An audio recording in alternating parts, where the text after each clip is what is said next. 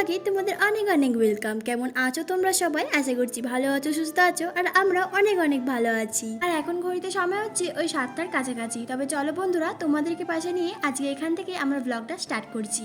আজকের ভিডিওটা আশা করছি তোমাদের একটু হলেও ভালো লাগবে। বন্ধুরা, আজকে খুব তাড়াতাড়ি ঘুম থেকে উঠে পড়েছি, কারণ হাজবেন্ডের যেহেতু এখন সকাল ডিউটি হচ্ছে, তাই জন্য তাড়াতাড়ি করে ঘুম থেকে উঠতে হচ্ছে। আর এদিকে দেখতেই পাচ্ছ এখনো পর্যন্ত কিন্তু বিছানার কিছু গজ করা হয়নি, তাই জন্য ভাবলাম আগে এই বিছানাগুলো গজ করে তারপর সমস্ত কাজগুলো ধীরে ধীরে করে নেব। আর জানো তো বন্ধুরা, ওই সকালের দিকে এতটাই বৃষ্টি হচ্ছিল, তাই জন্য জানলাগুলোকে খুলিনি। আর ওইদিকে জানলাটা একটু আলো লাগে বলে তাই জন্য এই জানলাটাকে বন্ধ করে রাখতে হয়। আর এদিকে দেখতেই পাচ্ছ জানলার পর্দাগুলোকে সরিয়ে আগে জানলাটাকে খুলে তারপর বিছানাটাকে গুছাচ্ছি। আর বিছানাটাকে না গুছলে না সত্যি দিনের যেন অর্ধেক কাজই যেন হয় না। আর জানো তো, তোমরা দেখতেই পাচ্ছ বিছানার পাতনিটাকে একটু চেঞ্জ করেছি, কারণ একই পাতনি আর ভালো লাগছিল না। আর তাই জন্য এই পাতনিটাকে কিনে এনে আগে লাগিয়ে দিয়েছি, আর একটা পাতনিও আছে, সেটা আবার পরে লাগাবো। জানো তো বন্ধুরা, সকালের দিকে এতটাই বৃষ্টি হয়, মনটা ভালো থাকে, আবার কিন্তু রোদ বেরিয়ে যায়। এখন দেখতেই পাচ্ছ কতটা আলো আছে, কিন্তু তাও যেন মেঘটা কালো হয়ে আছে। এখনও ওই বৃষ্টি বৃষ্টি ভাব আছে, কিন্তু কি জানি কি হবে, পরে আবার কি হয়, রোদ বেরোয় না আবার বৃষ্টি হয়। তো এখন মর্নিং ডিউটিটা চালু হয়েছে, আর মর্নিং ডিউটিটা চালু হলে না আমার এই কাজগুলো করতে অনেকটাই সুবিধা হয়। আর কারণ ও না সারাদিন থাকলে এই কাজগুলো আর করতেই আর ইচ্ছা হয় না। ও জানো তো একটু বাচ্চা ছেলেদের মতো সমস্ত ঘর আরে নোংরা করে, কিন্তু কি করব বলো, সমস্ত ঘর কিন্তু আমাদেরকেই গুছিয়ে রাখতে হবে, কিন্তু এটা তো আমাদেরই কাজ, তাই না? আমরা কিন্তু সবাই জানি যে বাপের বাড়িতে কাজ না করলেও কেউ কিন্তু কথা শোনাবে না, কিন্তু শ্বশুর বাড়িতে যদি 10টা কাজের মধ্যে একটা কাজ যদি না কমপ্লিট করতে পারি, তাহলে কিন্তু 1000টা কথা শোনাবে। তো সেই জন্যই এই কাজগুলোকে আমাদেরকে মনে রেখে করতে হবে। কি বলো তো, দুজন থাকি বলে যে দুজনের সংসারে কাজ নেই সেটা কিন্তু নয়। এই যে রান্না বান্না, তারপর ঘর গোছানো, ঘর মোছা, এগুলো কিন্তু সমস্ত ক্ষেত্রে আমাদেরকে করতে হয়। এই যে দুজন থাকি বলে যে ঘরে সবসময় একা থাকি এই নয়, কিন্তু আমাদেরকে করতেই হয়। কারণ কি বলো তো, আমরা কিন্তু পরিষ্কার পরিচ্ছন্ন রাখতেই ভালোবাসি। আর যারা দেখবে পরিষ্কার পরিচ্ছন্ন রাখতে ভালোবাসে না, তারা ঘরেতে একজন থাকুক, দুজন থাকুক, যজনই থাকুক, তারা কিন্তু সমস্ত কিছু পরিষ্কার পরিচ্ছন্ন করে রাখতে ভালোবাসে। আমি ছোট হয়ে এত বড় বড় কথা বলছি, জানি আমার মুখে মানাবে না, কিন্তু তাও বলছি যে আমরা যদি এই কাজগুলোকে নিজের মনে করেই করি না, তাহলে কিন্তু অবশ্যই এই কাজগুলো তাড়াতাড়ি করে হয়ে যাবে। আর কি বলো তো, সংসারের প্রতি যদি আমাদের ভালোবাসাটা লাগে যায় না, তাহলে দেখবে ভালোবাসার টানেই কিন্তু এই কাজ করার ইচ্ছাটা লাগবে। জানো তো বন্ধুরা, বিয়ের আগে অনেক মেয়েরাই কিন্তু এরকম আছে যে তার বাড়ির কিন্তু সমস্ত কাজগুলো করে রাখতো, মানে ওই মায়ের হাতে হাতেই কাজ করে রাখতো। আর আমি কিন্তু তখন খেলাই ব্যস্ত থাকতাম, মানে কখন যে খেলতে যাব এটাই ভাবতাম। আর তাই জন্য না সংসারের কোনো কিছুই আমি জানলাম না। বিয়ের প্রথম প্রথম এই জন্যে অনেকটাই সমস্যা হয়েছিল, কিন্তু তারপর থেকে থেকে না এই সংসারে থাকতে থাকতে, সংসারের প্রতি ভালোবাসতে আমার এই কাজগুলো আপনা আপনি কিন্তু হয়ে যেতে শুরু করলো। আর জানো তো, আমি ভাবি যে আমার মতো কেন, সব মেয়েরাই কিন্তু এরকম করতে পারবে যদি তারা নিজে থেকে চেষ্টা করে। আর নিজে থেকে যদি কোনো কাজ চেষ্টা করে না, সেই কাজটা না কোনোদিনও কঠিন হয় না। এদিকে দেখো, তোমাদের সাথে কথা বলতে বলতে আমার দুটো ঘর কিন্তু ভালোভাবে ঝাঁট দেওয়া হয়ে গেছে। আর এদিকে এসেছি ওই রান্নাঘরেতে নিজের জন্য একটু চা বানাতে। আর জানো তো, একটু দোকানে গিয়েছিলাম, সেখান থেকে একটু ব্রেড কিনে নিয়েছিলাম।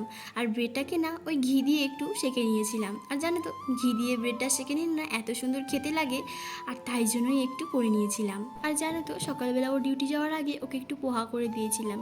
আর তারপরে না এই এত সমস্ত কাজ করার পর না আর কিছু করতেই ইচ্ছা করছিল না, তাই জন্য ওই দোকানে গিয়েছিলাম, ব্রেড কিনে নিয়ে এসেছিলাম। এদিকে চা আর ব্রেডটা খেয়ে এসেছি ঘরগুলোকে মুছতে। আর জানো তো, আজকে না মন হলো যে ঘরটাকে আগে মুছে নিই, তারপর গিয়ে রান্না সারবো। আর জানো তো, আজকে না মনটা অনেকটাই খুশি। আর কেন খুশি সেটা তোমরা পুরো ব্লগটা দেখলেই বুঝতে পারবে। আর কি বলো তো, সংসার যেহেতু আমরা করছি, আর তাই জন্য সংসারের মধ্যেই না A to Z থাকা দরকার। কারণ কি বলো তো, কখন যখন বিপদ আসে তখন তো আর বলে কয়ে আসে না, তাই না? আর এখানে থেকে যেটা বুঝেছি যে কেউ বিপদে পড়লে কেউ সাহায্য করতেও আসবে না, তাই জন্যই ধীরে ধীরে যা যা লাগার সব কিছু কিন্তু ধীরে ধীরে কিনছি। আর জানো তো, আমাদের যেহেতু এখানেই থাকতে হবে, তাই জন্য প্ল্যান করে এখানে কিন্তু সমস্ত জিনিস কিন্তু ধীরে ধীরেই কিনতে হবে।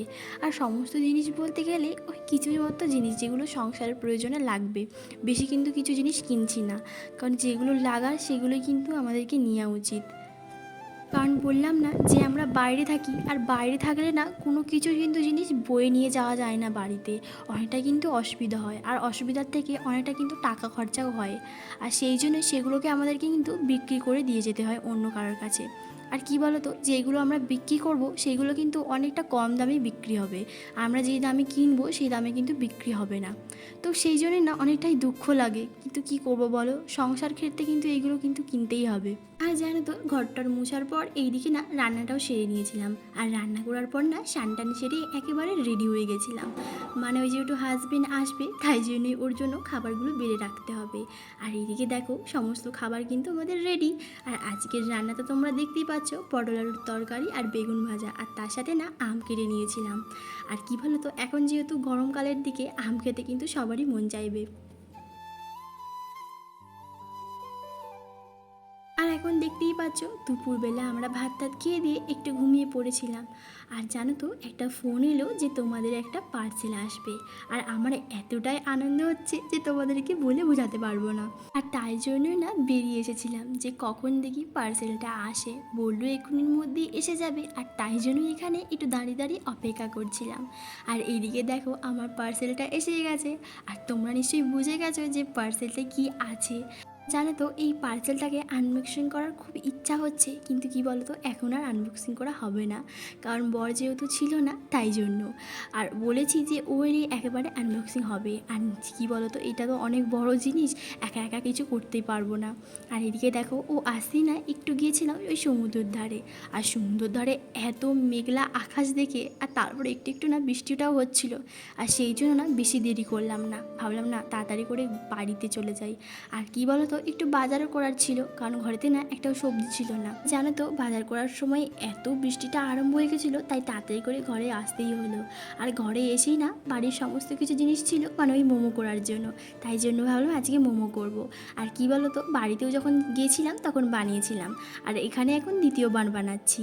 জানো তো, মোমোটা এত সুন্দর খেতে হয়েছিল যে কি বলবো। আর এইদিকে দেখো, স্বপ্নের এই জিনিসটা আমার বর এখন আনবক্সিং করছে। দেখে না এত খুশি লাগছে কি বলবো। সত্যি কথা বলতে গেলে তোমাদের হয়তো কারোর মধ্যে লাগতেই পারে যে এটা একদমই ছোট জিনিস, কিন্তু আমার কাছে না অনেক অনেক বড় জিনিস। কারণ কি বলো তো, এই যে সংসারটাকে আমরা ধীরে ধীরে এত বড় করে তুলছি, আর সেই জন্য না অনেকটা আনন্দ লাগছে।